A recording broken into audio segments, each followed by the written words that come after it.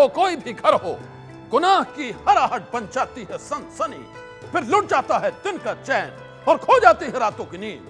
देखते हैं गुनाह की काली दुनिया की सबसे बड़ी सनसनी। She is my mom.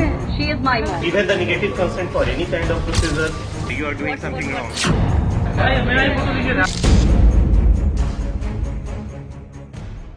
Mom. She is my mom. She is my mom. कोई नहीं, सुनो ना। Hey, कौन है यहाँ पे? What are you doing?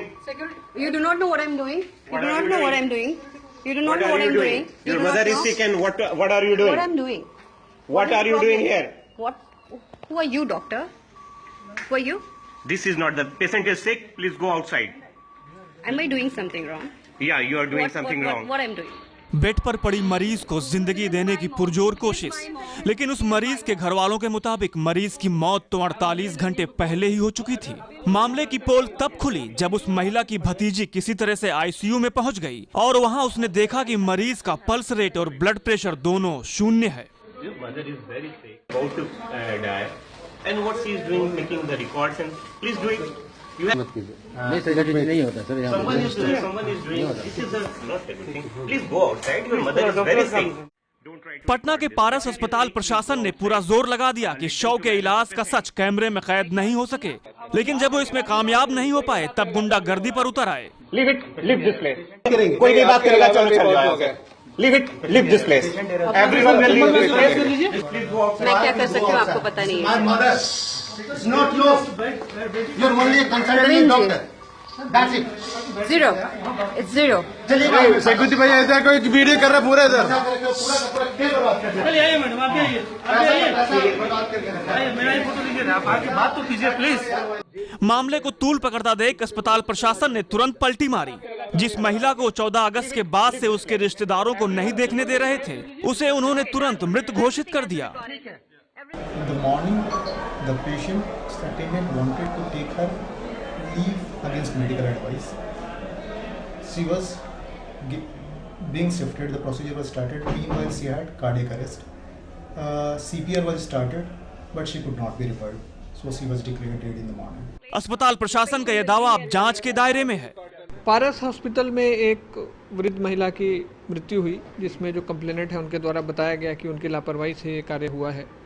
इस आशय की प्राथमिकी दर्ज की गई है थाना में और अनुसंधान जारी है। अस्पताल और मरीज के परिवार वालों के बीच आमतौर पर ये रोजमर्रा की बातें हैं, लेकिन जब मामला बड़े अस्पताल का हो तो विवाद बढ़ जाता है और लोग सवाल उठाने लगते हैं। फिलहाल मामले की तफ्तीश पुलिस कर रही है, लेकिन ये जानना जरूरी है क्या इस अस्पताल में जो घटना हुई थी वाकई अस्पताल प्रशासन ने पैसे ऐंठने के लिए ही ऐसा किया था। हमारे सहयोगी शैलेश के साथ प्रकाश कुमार, एबीपी न्यूज, पटना। सनसनी, घर का बंद दरवाजा, भाभी का रहस्यमय रिश्ता,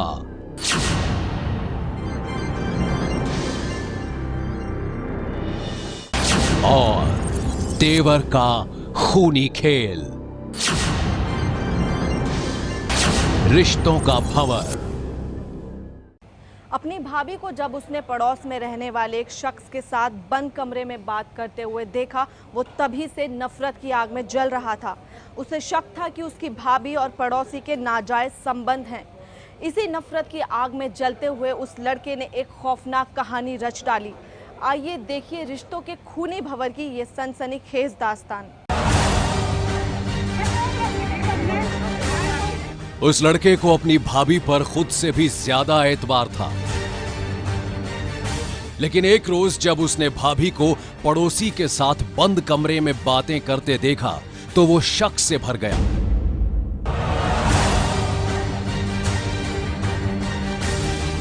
दिन गुजरे, तारीखें बदलीं और एक बार फिर जब उसने अपनी भाभी को उसी पड़ोसी के साथ बंद कमरे में बातें करते देखा तो उसका शक और भी गहरा हो गया। लड़की की भाभी अपने देवर के शक से अनजान थी। वो ये नहीं जानती थी कि जिस पड़ोसी से वो अक्सर मिलती है, बातें करती है, उसके बारे में उसका देवर क्या सोचता है। वो पड़ोसी से बंद कमरे में मिलती थी और बंद कमरे में ही मिलती रही, और फिर जो हुआ उसकी कहानी ने पूरे शहर के लोगों को सन्न कर दिया। जी हां, बागपत पुलिस की गिरफ्त में खड़ा ये वो शख्स है जिसे पुलिस ने अपनी ही भाभी के कत्ल के आरोप में पकड़ा है। इसका नाम है राहुल। पुलिस के मुताबिक राहुल को शक था कि इसकी भाभी के पड़ोसी के साथ नाजायज संबंध थे और इसलिए इसने अपनी भाभी का कत्ल कर दिया। पकड़े जाने के बाद राहुल ने भी अपना गुनाह कबूल कर लिया है और अब ये अपनी भाभी के कत्ल की जो कहानी सुना रहा है वो बेहद सनसनीखेज है। राहुल के मुताबिक इसने अपनी भाभी को पड़ोसी के साथ आपत्तिजनक स्थिति में रंगे हाथ पकड़ा था। पकड़े जाने के बाद भाभी ने इससे वादा किया था कि वो अपने नाजायज रिश्ते से किनारा कर लेगी, लेकिन ऐसा नहीं हुआ। वो प्रेमी से छिपकर मिलती थी और छिपकर ही मिलती रही। राहुल की माने तो अपने भैया के साथ भाभी की ये बेवफाई इसे बर्दाश्त नहीं हुई और इसलिए उसने भाभी का कत्ल कर दिया। 5-4 दिन पहले मेरे ने अपने लड़का रंगे हाथों पकड़ा अपनी भाभी के साथ, तो वे दोनों मेरे पैरों में गिर गए, माफी मांगने लगे, दीपिका माफ कर दे, हमारे भी बच्चे हैं, दीपिका माफ कर दे, आइंदा जो गलती होगी जो तू मर ही जागे हम अगर होगी तो, बिनु बोले मुझे। तो वह कंची दी थी, तो उस कंची तय जोगिंदर ने तो एक बार करा जिया उसके योगिंदर ने, फिर उसने एक बार मेरे पे करवा उसके, फिर योगिंदर ने ओन्नी से उसका गला खिंचा और मेरे पे पैर दबाए उसके। राहुल के मुताबिक भाभी के कत्ल में भाभी के प्रेमी ने भी इसका साथ दिया था। वजह थी बदनामी का डर। राहुल की माने तो इसकी भाभी के प्रेमी को लगता था कि नाजायज रिश्ते की ये कहानी अगर दुनिया के सामने आ गई तो उसकी खूब बदनामी होगी और इसलिए कत्ल में उसने भी इसका साथ दिया। पुलिस अब राहुल के बयानों की पूरी जांच कर रही है। सच क्या है इसका खुलासा अब पूरी तहकीकात के बाद ही होगा। सच्ची घटना के लिए बागपत से राजीव पंडित की रिपोर्ट।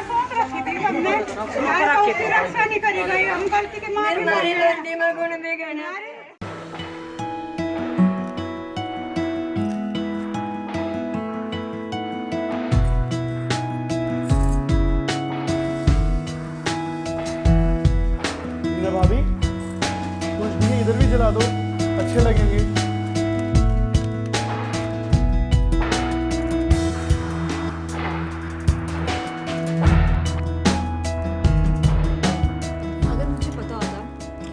दीपावली पर भी घर नहीं रहेंगे तो मैं अपने मायके चली जाती। पर भाभी तुम तो जानती हो धर्मेंद्र भैया ने जब से नया काम शुरू किया है वो थोड़ा बिजी रहते हैं। वो तो हमेशा से बिजी रहते हैं और मैं पागलों की तरह इस पूरे घर पे घूमती रहती हूँ। पागलों की तरह क्यों भाभी? मैं तो आपके साथ ही रहता हूँ। तुम्हारे रहने और तुम्हारे भैया के होने में बहुत फर्क है। कैसा फर्क भाभी? जो काम आप मुझे बोलते हो वो सारा काम तो मैं करता हूँ। अच्छा बताओ, बाजार से सारा सामान कौन लेके आता है? तुम सब काम नहीं कर सकते बाबा। मैं रोज अकेले घर पे बोर हो जाती हूँ और ये आज की बात नहीं है, हमेशा से यही है।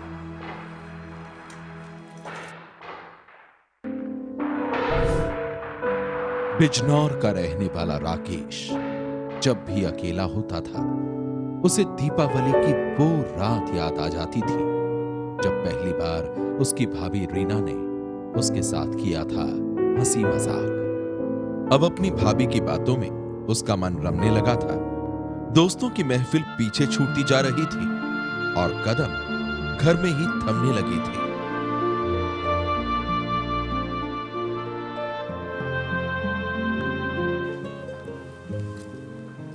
मेरा बुना हुआ स्वेटर पहनोगे तो स्मार्ट दिखोगे। स्मार्ट तो मैं वैसे ही हूँ, पर मैं तुम्हें और भी स्मार्ट बनाना चाहती हूँ। अभी मुझे जाना है अमन के साथ सिनेमा देखने, मैं चलता हूँ। जाओगे कैसे बच्चों? मैंने मेन गेट पे ताला जो लगा रखा है। धत तेरी की। अब हम ये वाला दरवाजा ही बंद कर देते हैं। हम तुम एक कमरे में बंद हो और चाबी खो जा।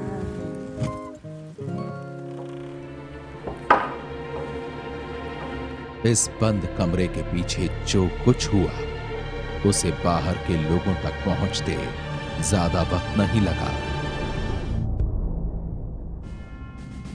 अब आस पड़ोस के लोग राकेश को अजीब निगाहों से देखने लगे थे।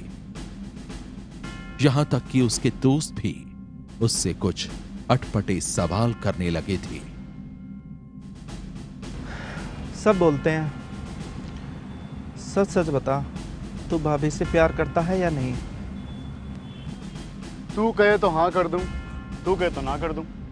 तो उस लड़की का क्या होगा जिसे तू शादी का वादा कर चुका है? शादी तो मैं उसी लड़की से करूंगा। भाभी मान जाएगी? मानेगी क्यों नहीं, मैं अभी जाकर भाभी से बात करता हूँ।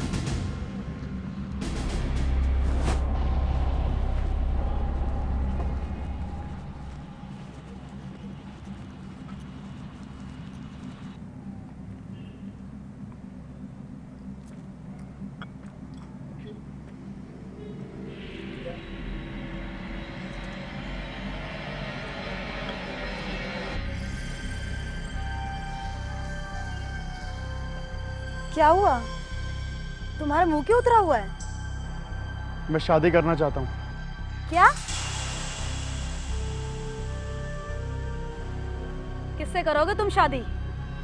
है एक लड़की और मैंने उसके जीजा से बात कर ली है और वो लड़की भी तैयार है। लड़की भले ही तैयार हो, लेकिन मैं तैयार नहीं हूँ। क्यों?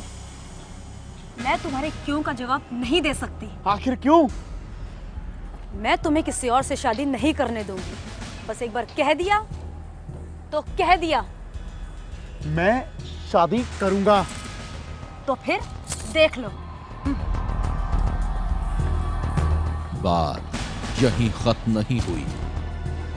दोनों के बीच एक अजीब किस्म की लड़ाई शुरू हो गई और उस लड़ाई का फैसला सामने आया तब जब राकेश अपने जिगरी दोस्त अमन से मिला।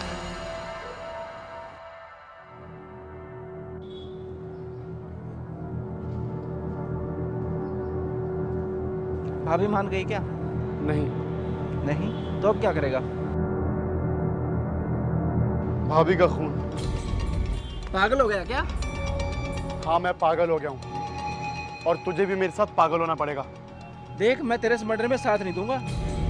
मैं जानता हूँ तू मुझे अकेला नहीं छोड़ेगा। देख, तू मेरे से गलत काम करवा रहा है।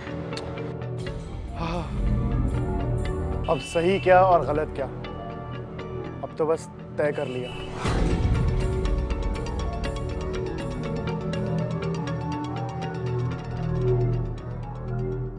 भाभी के साथ अपने नाजायज रिश्तों की कहानी को पीछे छोड़कर बिजनौर का राकेश एक दूसरी लड़की से शादी करना चाहता था और जब उसकी भाभी ने इसका विरोध किया तो उसने अपने एक दोस्त के साथ मिलकर रच डाली अपनी ही भाभी के कत्ल की साजिश।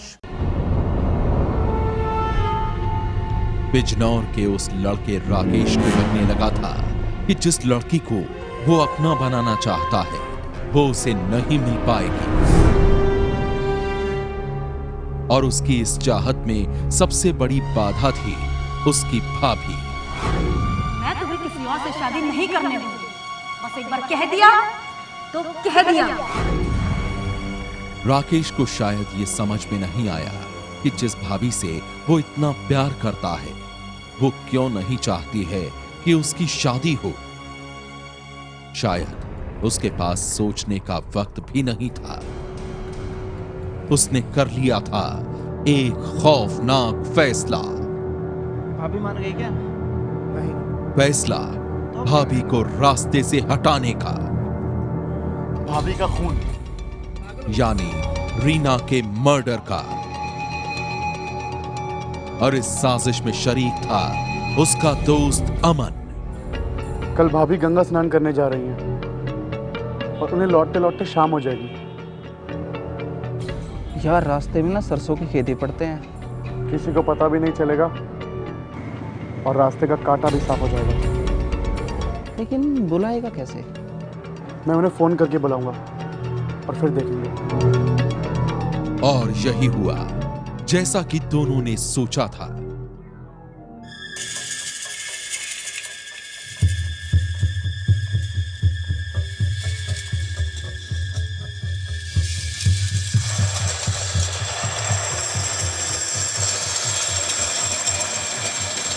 रीना गंगा स्नान के बाद लौट रही थी।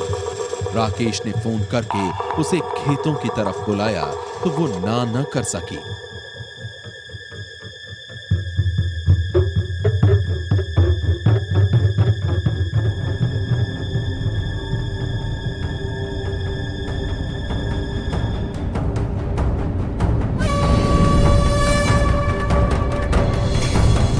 लेकिन उसे क्या पता था कि वहां उसकी जान लेने की साजिश रची जा चुकी है।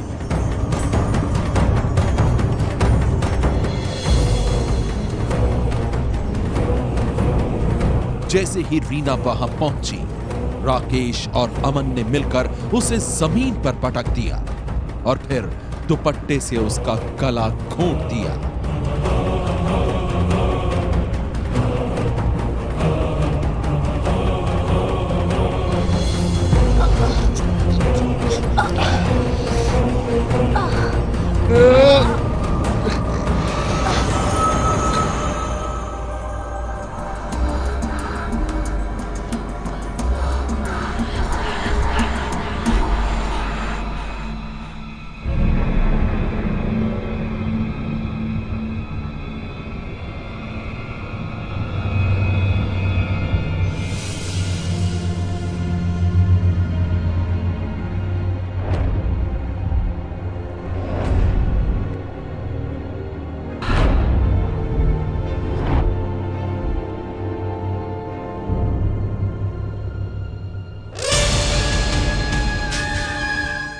नवंबर की सुबह पुलिस को मिली थी रीना की लाश। रीना की मासूम बच्ची को भी इन दोनों ने नहीं छोड़ा। जब पुलिस ने तहकीकात शुरू की तो शक के घेरे में सबसे पहले आया रीना का देवर राकेश, क्योंकि दोनों के बीच नाजायज रिश्ते की कहानी सबको पता थी। और फिर मोबाइल फोन ने दे दिया सुराग। सख्ती बरतने पर राकेश और अमन ने अपना गुनाह भी कबूल कर लिया। जिस्म की मंडी में सौदा, देह के दलालों की काल कोठरी में बलात्कार, 10 साल तक लड़की से हुआ गैंगरेप, अब पकड़े गए हैं गुनहगार। वो 3000 खौफनाक रातें। ये कहानी उस लड़की की है जिसे जिस्म के दलालों ने अगवा कर लिया था। 10 साल तक वो देह के दलालों के कैद में रही। हर दिन हर रात बलात्कार के दर्द के साथ जीती रही, दलालों के हाथों बिकती रही। लेकिन अब उस लड़की को इस नर्क से मुक्ति मिल गई है। आइए सुनते हैं उस लड़की की जिंदगी की वो 3000 खौफनाक रातें, जिसकी कहानी बेहद ही डरावनी है। दिल्ली की रहने वाली इस लड़की ने पूरे 10 साल बाद जिंदगी का सूरज देखा है। ये एक ऐसे कैद खाने से बचकर भागी है जहां तकरीबन हर दिन इसके साथ होता था बलात्कार। बंद अंधेरे कमरे में ये रोती रहती थी, सिसकती रहती थी, और उसी अंधेरे कमरे में जिस्म के सौदागर इसकी आबरू से खेलते थे।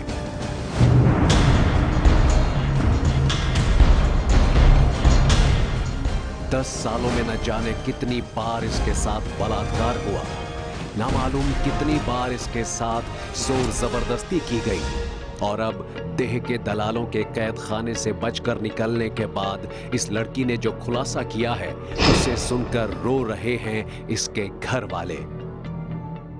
हम कैंप पेट्रोल देखते थे, टीवियों में देखते थे। मुझे बस समझ लो, मुझे नहीं पता था कि यही घटना मेरी बच्ची के साथ हो जाएगी। आज तक तो टीवियों में देखते थे, लेकिन उससे ज्यादा मेरी बच्ची के साथ जो हुआ उसे मैं वो गम, पहाड़ का गम मेरे पे बैठ गया।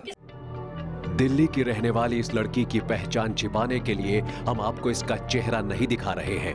हम आपको इसका नाम भी नहीं बता सकते, लेकिन एबीपी न्यूज के कैमरा के सामने इस लड़की ने जो कहानी सुनाई है वो बेहद डरावनी है। इस लड़की की माने तो 10 साल पहले जब ये अपनी बहन के घर जा रही थी, तभी कुछ लोगों ने इसे अगवा कर लिया और फिर ये जिस्म के दलालों के कैद खाने में पहुंच गई।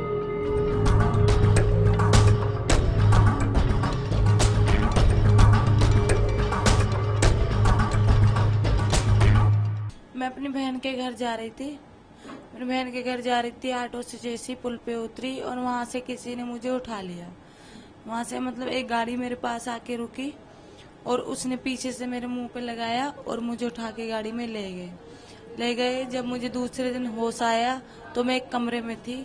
एक कमरे में बहुत सारी लड़कियां बैठी थी, तो उनसे मैंने बोला अपने घर जाना है मुझे, तो वो बोल रहे घर नहीं। मैंने बोला ये कौन सी जगह है, मुझे अपने घर जाना है। तो उन्होंने बोला ये हम वाला है, मैं बेचने के लिए लाए हैं यहाँ पे, अपने घर नहीं जाने देंगे। इस लड़की की माने तो दिल्ली से अगवा करने के बाद देह के दलालों ने इसे अंबाला में रखा था। ये जिस कमरे में कैद थी वहां इस जैसी और भी कई लड़कियां थीं। देह के दलालों ने हर लड़की को नशे का इंजेक्शन दे दिया था। ये बेहद डरी हुई थी। इसे नहीं मालूम था कि अगले पल क्या होने वाला है। और फिर देह के दलालों ने इसे गुजरात में एक शख्स के हाथों बेच दिया। पीड़ित लड़की के मुताबिक गुजरात के जिस शख्स ने इसे खरीदा था वो हर दिन इसके साथ बलात्कार करता था। यही नहीं, वो अपने खेतों में भी इससे काम करवाता था। उसके बाद उन्होंने मुझे आगे गुजरात में बेच दिया। गुजरात में मुझे 3 साल रखा गया। वहां पे मुझसे खेतों में काम कराया गया, मारा गया, पीटा गया, मतलब बहुत अत्याचार हुआ मेरे साथ। मैं रात दिन रोती रही, वहां पे किसी ने मेरी सुनी नहीं, किसी ने मेरी मदद नहीं की। देह के दलालों के कैद खाने से बचकर लौटी इस लड़की की मां ने तो गुजरात में पूरे 3 साल तक इसके साथ बलात्कार और शारीरिक शोषण की कहानी दोहराई जाती रही। लेकिन जिस शख्स ने इसे खरीदा था, एक रोज उसका मन इससे भर गया और फिर उसने पंजाब के एक दूसरे दलाल के पास इसे भेज दिया। 3 साल गुजरात में मेरे साथ अत्याचार हुआ और बाद में उन्होंने, गुजरात वालों ने 3 साल के बाद मुझे लाके पंजाब में दोबारा बेच दिया। वहाँ पे मेरे साथ यही सब हुआ। उन्होंने फिर आगे भेज दिया। ऐसे मुझे 8 बार बेचा गया। पीड़ित लड़की के मुताबिक एक बार इसे बेचने और खरीदने का सिलसिला शुरू हुआ तो फिर वो कभी बंद ही नहीं हुआ। 10 साल में देह के दलालों ने 8 बार इसे बेचा और हर बार खरीदने वाले शख्स ने इसके साथ मनमानी की, इसके साथ जोर जबरदस्ती की और बलात्कार किया। वहाँ पे मेरे साथ यही सब हुआ। उन्होंने फिर आगे भेज दिया। ऐसे मुझे 8 बार बेचा गया। 18 साल की उम्र तक मेरे साथ मतलब जबरदस्ती होती रही। पीड़ित लड़की के मुताबिक 10 साल में 8 बार इसे खरीदा गया, 8 बार इसे बेचा गया और न मालूम कितनी बार इसके साथ जोर जबरदस्ती की गई।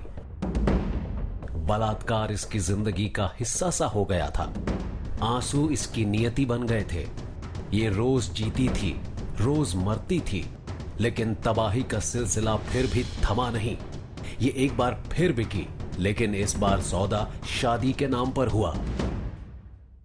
8 बार बेचा गया। लास्ट में 2009 में मुझे एक मक्खन नाम का आदमी वहां से, जहां लास्ट बार 9वीं बार जहां बेचा था, वहां से निकाल के लेके आया। तो उसने मेरी शादी करवा दी, जहां मतलब मेरे 2 बच्चे हैं। दिल्ली की रहने वाली इस लड़की के मुताबिक देह के दलालों ने मोटी रकम के बदले जिस शख्स से इसकी शादी कराई उसकी उम्र काफी ज्यादा थी। शादी के बाद इसके 2 बच्चे भी हुए, लेकिन एक रोज इसके पति की मौत हो गई और फिर जेठ के बेटे ने इसके साथ बलात्कार करना शुरू कर दिया। और जिस आदमी से शादी की थी वो मर गया। जो मेरे 2 बच्चे थे वो मेरी नंदों ने छीन लिए और मेरे जेठ जिठानी ने मुझे घर से निकाल दिया। जो मेरे जेठ का लड़का था वो मेरे साथ जबरदस्ती करता था, घुस के मतलब मुझे परेशान करता था। इस लड़की की मां ने तो ये तबाही के ऐसे चक्रव्यूह में फंस गई थी जिससे बच निकलने का कोई भी रास्ता इसे नहीं सूझ रहा था। ससुराल वालों ने इसके दोनों बच्चे छीन लिए थे। जेठ का बेटा हर दिन इसके साथ बलात्कार करता था। जिस्म पर जख्मों के ये निशान भी जुल्म और बर्बरता की कहानी को बयां कर रहे हैं। लड़की के मुताबिक इसकी जिंदगी अंधेरों से घिर गई थी। इसे समझ नहीं आ रहा था कि ये करे तो क्या करे। जब इसे अगवा किया गया था तब ये महज 12 साल की थी और इन बीते 10 सालों में ये सब कुछ भूल गई थी, यहां तक कि अपने घर का पता भी। इत्तेफाक से एक दिन इसे एक लड़की मिली जो दिल्ली की थी। इसने उससे मदद की गुहार लगाई। उसने हिम्मत और हौसला दिया तो एक दिन ये उस कैद खाने से भाग गई और फिर दिल्ली उसके पास पहुंच गई। बाद में उसी लड़की ने इसे घर वालों से मिलाया। तो मैंने मतलब एक लड़की है उसकी मदद ली, उसका नंबर था मेरे पास, दिल्ली की लड़की थी। उसका मैंने मतलब किसी से नंबर लिया, कोई जानता था उसको वहाँ पे, तो उसका नंबर मुझे वहाँ से मिला, पंजाब से मिला। तो उसको मैं फ़ोन करके आई और उसके वो मुझे स्टेशन से मतलब रेलवे स्टेशन से मुझे लेने गई और वो मुझे अपने घर ले गई। दूसरे दिन वो मुझे मेरे घर लेके आई। 10 साल बाद आंखों के सामने अपनी लापता लाडली को देखकर एक बार तो लड़की की मां को यकीन ही नहीं हुआ कि उनकी बेटी जिंदा है। और जब बेटी ने मां के सामने अपनी खौफनाक आपबीती का खुलासा किया तो वो फपक फपक कर रो पड़ी। हम कैंप पेट्रोल देखते थे, टीवियों में देखते थे। मुझे बस समझ लो, मुझे नहीं पता था कि यही घटना मेरी बच्ची के साथ हो जाएगी। आज तक तो टीवियों में देखते थे, लेकिन उससे ज्यादा मेरी बच्ची के साथ जो हुआ उसे मैं वो गम, पहाड़ का गम मेरे पे बैठ गया। लड़की की मां के मुताबिक अपनी लड़की के गायब होने के बाद उसने उसे खोजने की हर मुमकिन कोशिश की। न जाने कितनी बार थाने और पुलिस के चक्कर काटे, लेकिन घर की लाडली कहीं नहीं मिली। लड़की की मां का आरोप है कि पुलिस वालों ने उनकी बेटी को खोजने की जरा भी कोशिश नहीं की और फिर उनकी लाडली देह के दलालों के चंगुल में फंस गई। मैं इसकी याद छोड़ दी थी मैंने, क्योंकि जब मेरे कागज समझ के पुलिस ने मेरी रद्दी समझ के मेरे कागजों को फेंकते रहे। मुझसे आज तक किसी ने आकर एक बार भी ये नहीं पूछा पुलिस वालों ने कि तुमने कंप्लेंट लगाई है, कि तुम्हारी कंप्लेंट में क्या हो रहा क्या नहीं हो रहा। लड़की के इस सनसनीखेज खुलासे के बाद दिल्ली पुलिस ने आनन फानन एक टीम बनाकर तफ्तीश शुरू की तो हुआ दिल दहला देने वाला खुलासा। दिल्ली पुलिस ने एक ऐसे गैंग का पर्दाफाश किया जो मासूम बच्चियों को किडनैप करके बेच देता था। उन्होंने किडनैप किया था। किडनैप करने के बाद इसको ISBT ले गए थे, कपड़े वगैरह इसके चेंज करके अम्बाला ले गए थे। अम्बाला में उन्होंने इसको 12,000 रुपये में बबली नाम की लेडी को बेचा था, जो कि हरियाणा की रहने वाली है। इस बबली दोनों को हमने अरेस्ट किया है, बबली को भी हमने अरेस्ट कर लिया है। बबली ने आगे इनको प्रताप सिंह को बेचा, जिसने अपने बेटे जगसीर की शादी करने के लिए इसको लिया था 32,000 रुपये में। पकड़े गए आरोपियों ने पूछताछ के दौरान बताया कि पीड़ित लड़की को इसके घर के पास से साल 2006 में बबली और श्याम सुंदर ने किडनैप किया था और 12,000 रुपए में अंबाला में बेच दिया था। उसके बाद हरियाणा में इसे 32,000 रुपए में बेचा गया। इस दौरान अपनी अपनी जरूरत के हिसाब से खरीदार इस मासूम का इस्तेमाल करते रहे। कोई शादी करता तो कोई बलात्कार। लेकिन गुजरात में तो इसके साथ हद हो गई जब एक बुजुर्ग के साथ इसकी शादी करवा दी गई। वहां इसके साथ कई और लोगों ने रेप किया और बाद में इसने 2 बच्चों को जन्म दिया। लेकिन उसके जुल्म की कहानी यहीं खत्म नहीं हुई। उसे बुरी तरह मारा पीटा जाता था और सिगरेट से जलाया जाता था। और ये लोग इसको गुजरात ले गए थे, जहाँ ये जग्गी से ज़बरदस्ती रेप करता था, जो उसने बताया। सिगरेट से जलाता था, मारता था, पीटता था, खेतों में काम कराता था। वहाँ जग्गी कजन ने भी इसके साथ रेप किया। 3 साल ये वहाँ तक रही थी। बाद में इन्होंने 2009 में आके इसको पंजाब में किसी को बेच दिया था। 2009 में 2 महीने में भी 7-8 बार ये 15 दिन कहीं रखा। 9 में फिर एक मक्खन सिंह का नाम का आदमी है, इसको लोंगोवाल गांव ले गया था, जो कि BC है वहाँ का। उसने एक शादी किसी बगेरा सिंह आदमी से करा दी, जो इससे 3 टाइम ऑफ एज में बड़ा था। उससे इसके 2 बेटे हुए थे। तो ट्रक ड्राइवर का काम करता था, तो बगेरा सिंह की डेथ हो गई थी। उसके बाद इसके जो जेठ था, उसका बेटा भी साथ रेप करता रहा, उसको भी हमने अरेस्ट किया है। मक्खन सिंह को भी अरेस्ट किया है और वीरेंद्र सिंह को भी अरेस्ट किया है। पुलिस के मुताबिक पंजाब, हरियाणा और गुजरात से गिरफ्तार इन लोगों से शादी के लिए लड़कियों की डिमांड की जाती है। लड़कियों की तलाश में ये देश के अलग अलग इलाकों में बस स्टैंड या स्कूलों के बाहर खड़े हो जाते थे। कोई भी लड़की जो इन्हें अकेली दिख जाती थी, ये उसे किडनैप करके बेच देते थे। मोस्टली इनका मोडस ऑपरेंडी ये रहता है कि ये बस स्टैंड पे के पास जहाँ एरिया में घूमते रहते हैं, जो भी लोनली लड़की घर से रूट के भाग आती है उसको ये टारगेट करते हैं। तो इनके पास रिक्वेस्ट भी रहती है, मोस्टली शादी कराने के लिए ये किडनैप करते हैं। तो शादी ये पंजाब में या हरियाणा में, क्योंकि वहाँ लड़कियों की कमी है, तो वहाँ से इनकी रिक्वेस्ट आती है तो शादी कराते हैं। मासूम लड़कियों को किडनैप करके बेचने वाले इस गिरोह के ये लोग फिलहाल पुलिस की गिरफ्त में हैं और इनसे पूछताछ चल रही है। पुलिस के मुताबिक अभी इस मामले में कई और लोगों को गिरफ्तार किया जाना बाकी है। पुलिस ने इस गैंग के चंगुल से 2 और लड़कियों को भी रेस्क्यू करवाया है। ये गैंग इन दोनों लड़कियों को भी बेचने वाला था। पुलिस के मुताबिक इस गैंग का नेटवर्क राजस्थान, हरियाणा, पंजाब, गुजरात और यूपी तक फैला है। अब पुलिस इस गैंग के बाकी मेंबर्स की तलाश में जुटी है। कैमरामैन मनोज त्रिपाठी के साथ मनोज वर्मा, ABP न्यूज, दिल्ली। सनसनी